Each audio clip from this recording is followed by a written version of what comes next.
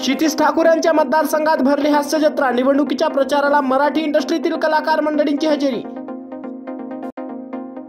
सोयाबीनचा हमी भाव देऊन फरकासह 7,000 रुपयांपर्यंत रक्कम देणार, मल्लिकार्जुन खरगे यांच्याकडून घोषणा। तर तुम्हाला चांगली झोप येईल, कधी हॉस्पिटलमध्ये जावे लागणार नाही, पीएम मोदींचा उद्धव ठाकरेंवर जोरदार हल्ला। शरद पवारला भिंगरी लावून फिरतोय मी, घरात कशी बसू, मला फक्त मुश्रीफांना पाडायचंय, सरोज पाटील यांच्या बारामतीत आक्रमक भाषण।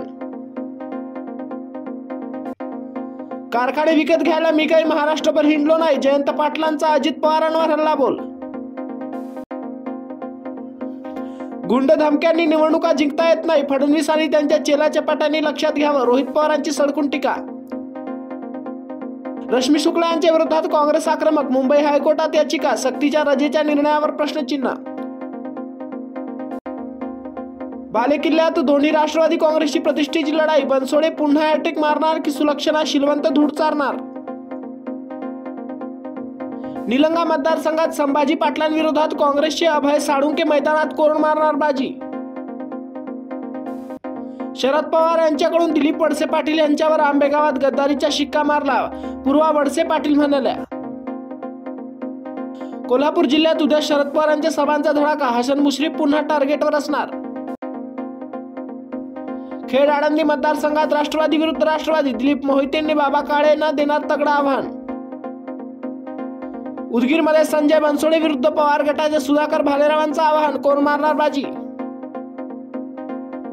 विधानसभेची खडाजंगी, बीड मतदारसंघात कोण मारणार बाजी, संदीप क्षीरसागर तुतारी फुंकणार की घड्याळ चालणार, ज्योती माटेही मैदानात।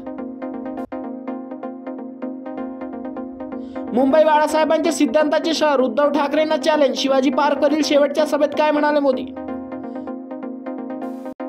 बंद सम्राटांना बंद करायची वेळ आली आहे, धारावी बंद करू, रिफायनरी बंद करू, अरे काय सुरू करणार ते सांगा, मुख्यमंत्र्यांचा उद्धव ठाकरेंवर प्रहार। तुमच्या आमदाराने मला पाणी पाजलं, अजित पवारांच्या वक्तव्याने सभेत हसा पिकला, नेमकं काय किस्सा घडला। माझ्या राजकारणाचं वेगळं, महाराष्ट्रात बटेंगे तो कटेंगेची गरज नाही, पंकजा मुंडेंचं रोखोक भाषण। औसा मतदारसंघात अभिमन्यू पवारांविरोधात दिनकर माने मैदानात, कोण मारणार बाजी।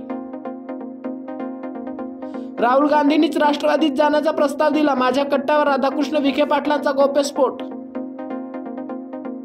शरद पवार म्हणाले, गद्दारांना पाळा सुट्टी नाही, दिलीप वळसे पाटलांची पहिली प्रतिक्रिया।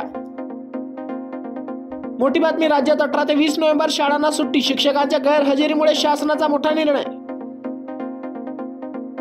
तिथून हसन मुश्रीफांना इशारा, कागलमधून तुम्हाला पाडायचा आहे, शरद पवारांच्या भगिनी सरोज पाटील यांचा एल्गार।